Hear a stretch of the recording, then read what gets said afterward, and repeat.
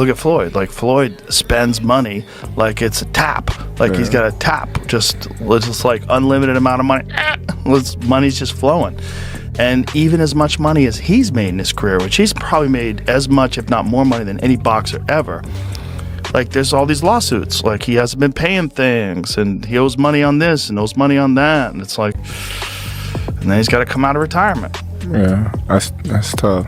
Yeah. That's tough. I think it's just the lifestyle that Floyd lived. Yes. I think he can't fathom to just live a modest lifestyle. It's like he gotta be lavish. Right. He's got to have those videos where he shows you all the watches, where he opens the case up, you know. All the money. He got to show that he got $1 million in his backpack. And, you know, he got the latest watch and the latest car, and look what I just bought. And when you get into latest watches and latest cars, you get into that, like, boy, that money goes quick. Yeah. Bugattis are like $3 million. There's watches that are $3-5 million. That's crazy. So you buy a watch and a car, you're down 10. Mm-hmm. That's nuts. Joe Rogan openly questioned Floyd Mayweather's real estate claims during the discussion. He strongly hinted that the numbers didn't seem believable, essentially stopping the conversation to point out that, in his view, the figures simply were not making sense. And one of the reasons why people watch him fight is not because he's like Mike Tyson, just goes out and destroys people. They like watching him fight because they hate him. Because he talks so much shit, and he's like, look at my $1 million watch, look at my fucking jet, look at my house, look at this. He's like constantly showing you all these things that he has. Like, he'll lay out watches in a hotel bed, like, this is $1 million worth of watches. This watch goes for $2 million. And they're like, this is my small watch that I take sometimes, but when I'll show you, when I'll show up, I bring out the big boy, and it brings out this watch that's covered in diamonds. It's like $5 million. And so you hate him. And that Floyd owes like $1.4 million in jewelry debts, that Floyd owes like hundreds of thousands of dollars in rent for a private New York apartment.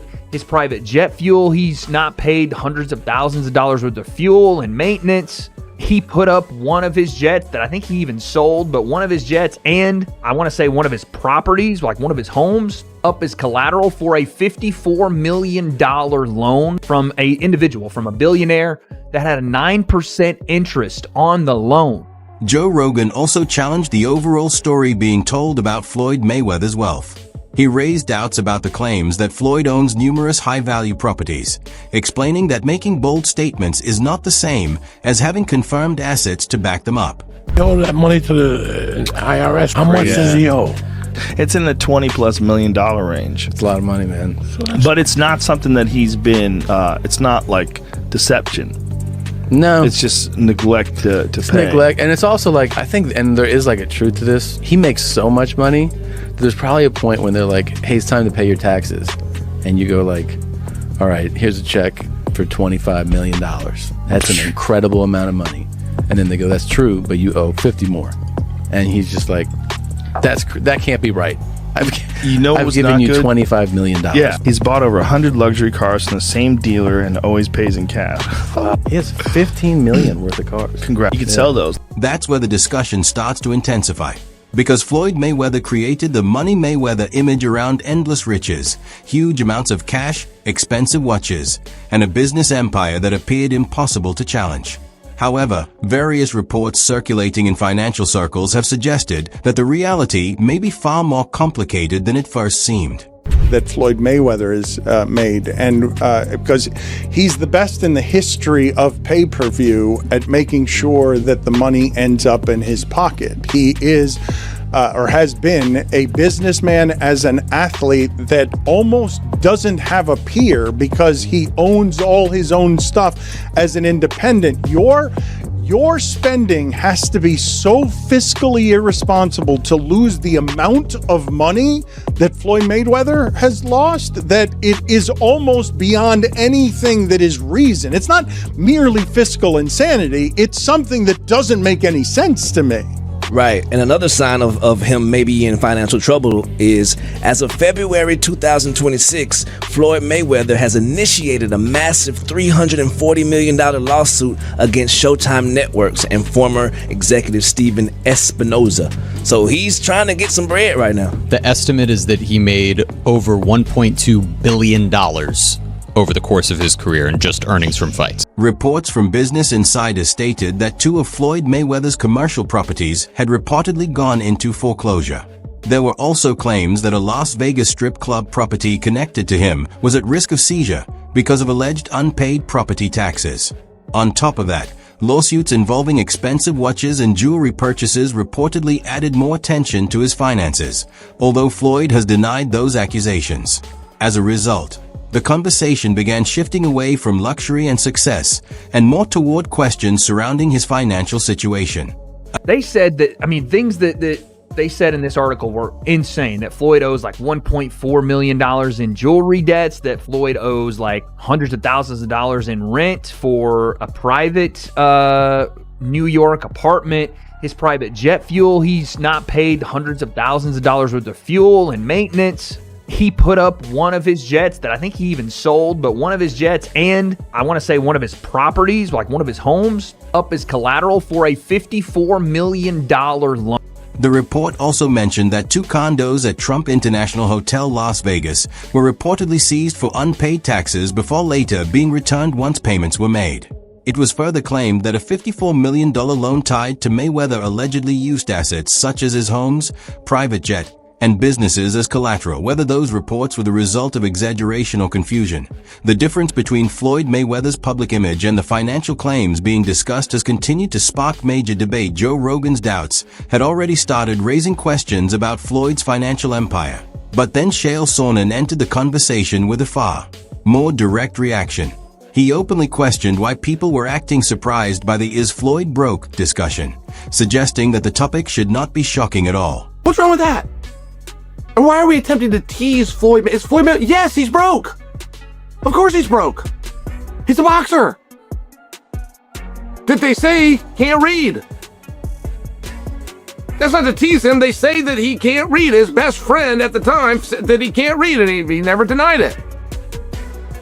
I don't tease him for it. He was a guy who grew up in a boxing gym, right? It's one of these things. You know what you know. You know what you were taught. I didn't teach him about contracts. I didn't teach him about saving. I didn't teach him about investments. Who would have taught him these things? Of course he's broke. He turned the entire argument back toward the audience, basically asking why it would seem unusual for a boxer to continue fighting to earn money when everyday people also work because they need income. His response carried a mix of blunt realism and provocative humor. From there, he continued challenging the long-standing narratives surrounding massive boxing paydays. He argued that many of the reported billion-dollar earnings and huge pay-per-view numbers often come from promotional statements rather than officially verified financial documents. He also pointed out that, according to him, the companies responsible for handling the pay-per-view sales have not publicly confirmed many of those enormous figures. That comment alone added even more doubt to years of hype surrounding boxing revenue claims. He's a gambling addict. He's got baby mamas all over the... What do you mean is he broke? Of course he's broke. What boxer do you know that isn't broke? What a ridiculous question. But it's the fact that they're attempting to tease him. I mean, first off, they're asking the question. Look, I've told you until I'm blue in the face. The numbers that you hear in boxing simply aren't true. Floyd made $1 billion. No, he didn't. Floyd and Conor made $500 million. No, they didn't. Of course they didn't. Nobody's ever confirmed that. And it's the same thing with the check.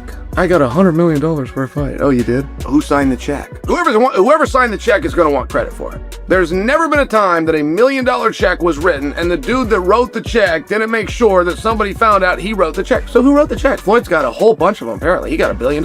Who wrote the check? He also questioned the broader financial claims surrounding Floyd Mayweather, pointing out the idea that Floyd allegedly earned around $1 billion and asking who actually verified or issued those payments.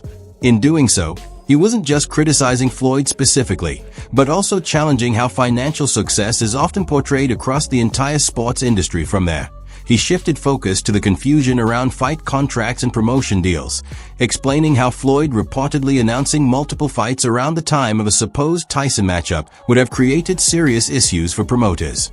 In boxing, he noted, timing and exclusivity are critical factors that can easily complicate negotiations. He then highlighted the irony in the situation, pointing out Floyd's own accusations toward Showtime over alleged questionable business practices, adding another layer of contradiction to the ongoing debate.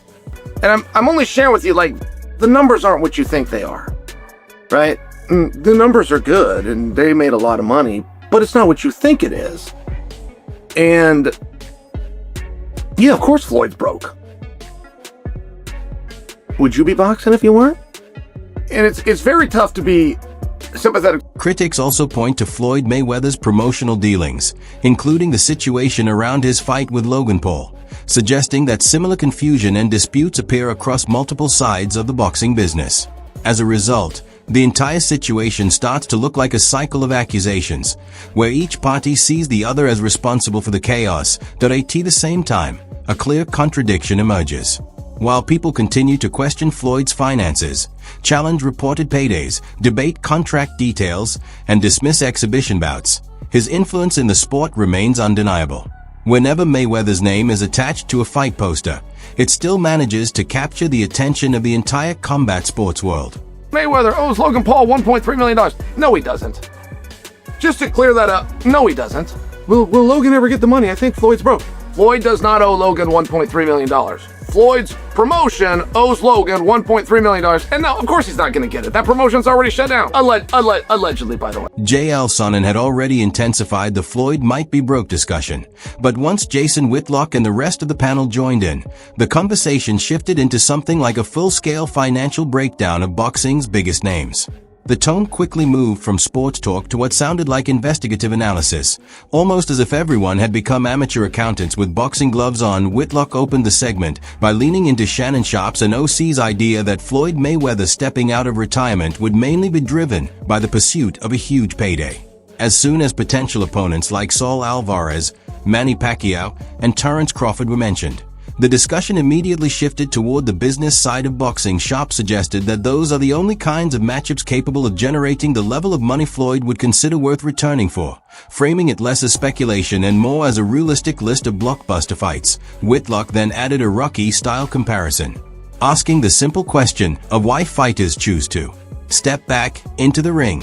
That comment shifted the entire conversation into a more philosophical direction, turning a financial debate into a broader reflection on motivation, legacy, and competition. Shannon Sharpe and Ocho Cinco suggested on their podcast that Floyd Mayweather is talking about coming back, unretiring. He is. Because he's broke. Yeah. Let's play the clip here of Shannon Sharpe and Ocho Cinco. There are only 3 fights that Floyd can have. He ain't gonna have no choice. Because Floyd built his entire identity around the idea that wealth equals success, even down to rebranding himself from pretty boy to money, the discussion takes on a sharper edge. Whitlock highlights the irony in that branding. When your public image is centered on riches and luxury, even the smallest rumor of financial trouble can explode into a media storm. Dre then brings a more practical perspective, arguing that the real question isn't just what Floyd Mayweather has earned, but what is actually known about his financial reality. Things like cash flow, investments, debts, taxes, and lifestyle expenses. In other words, the full picture behind the glamorous social media image. The panel also throws in commentary about gambling losses, tax obligations, and high-end spending habits, which collectively paints Floyd's career less like a simple success story and more like a complex financial structure that's hard to fully decode. Still, there's an interesting contradiction at the heart of the discussion. While part of the panel questions why a nearly 50-year-old fighter would consider returning to the ring, another part quietly acknowledges what every fight fan already understands. If Floyd Mayweather ever officially announces a fight against names like Saul Alvarez, Manny Pacquiao, or Terrence Crawford, the entire debate would instantly fade, because everyone talking would still tune in once the bell rings. $1 billion and he's 47 years old and he's completely broke. He's won the prize. This is, of all the idiots that we've seen out there, celebrities, actors, entertainers that have lost a lot of money, this guy would take the cake. To blow a bill before he even hits 50 is unimaginable. It actually is sad. It's a cautionary tale. We have seen it time and time again. But who actually wants to watch this guy fight? Like, people that love him. If he comes out and if he loses and looks terrible and gets destroyed, well, look, if you love him or hate him, you can say, well, he's nearly 50 years old. This doesn't prove it. Whitlock and the panel had already turned the Floyd Mayweather comeback discussion into something resembling a financial courtroom debate, but the mood shifts once Andre Ward joins the conversation. His input immediately changes the tone from heated speculation to a more thoughtful, fighter-level perspective. Ward begins by acknowledging his long-standing respect for Floyd's discipline and work ethic. He points out that while people often focus on the flashy side of Mayweather's persona, luxury cars, private jets, and extravagant spending, that image was also part of a carefully built brand. Beneath all of that, he says, was always a fighter who stayed committed to the gym and the grind, that he also admits feeling conflicted about the idea of a comeback, and that honesty stands out. Part of that is because of the way Floyd Mayweather goes about his business. He's been filthy rich. He's made his name, his legacy, and a lot of his reputation wasn't just the boxing, it was the money. It's the money man. What I have, what I'm driving, what I'm living in, what I'm flying in. And a lot of people, they don't like that. I don't know if Floyd Mayweather had more supporters for most of his fights or more haters. But regardless of where you fall on that line, Floyd Mayweather made it work for him when many people, promoters included, networks included, early on didn't think that he can. That's the kind of perspective only a former champion can really offer. From there, the conversation shifts into talk about a potential Pacquiao rematch, and the analysis becomes more technical again. Andre Ward notes an interesting point about aging fighters. As speed declines with age, some bouts can actually become more action-heavy. With less reliance on constant movement and footwork, fights often turn into closer-range exchanges. That idea challenges the common assumption that older matchups are automatically less entertaining. At the same time, Ward highlights the more serious concern, age-related risk. He explains how the mind of a veteran fighter can still believe it operates at the same level as before, while the body no longer responds in the same way. Gonna watch a fighter, he'll say he don't watch him, but he'll watch any potential opponent over and over and over, and he has to process, can he do anything with me? How does my skill set line up with his? Can I beat him? The problem with being 49 years of age is sometimes your brain can see things and tell you things that your body's not in agreement with.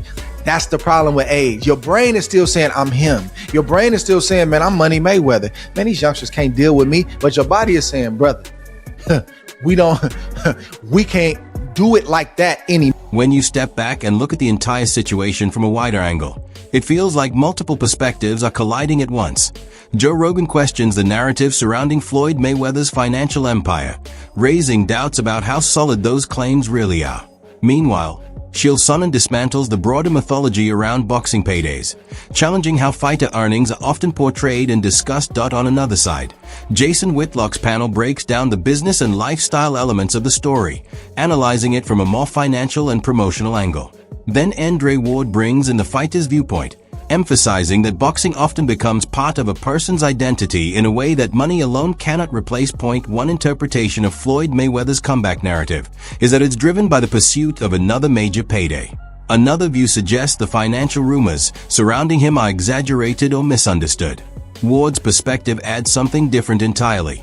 He suggests that fighters often return because no normal life can replicate the intensity of competition, the spotlight, and the adrenaline. At its core, the debate comes down to legacy versus longevity and business versus passion. That's the struggle, and that's the danger of coming back at this age. So part of me wants to see these guys continue to make money. Part of me wants to see these guys, how do they do it at this age? Man, show me something. Show me how your mind can overtake the deficiencies you may have in your body at your age. But the deeper part of me, man, I want to see Floyd Mayweather and Manny Pacquiao on a beach somewhere, living off the fruits of their labor, helping the game however they see fit to help the game, and just watching the next generations do what they do.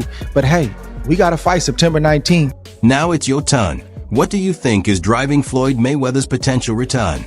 Is it about chasing another big payday, a genuine passion for boxing, or settling unfinished business tied to names like Manny Pacquiao and his legacy in the sport? Share your thoughts in the comments so the discussion can continue. And don't forget to like, share, and subscribe.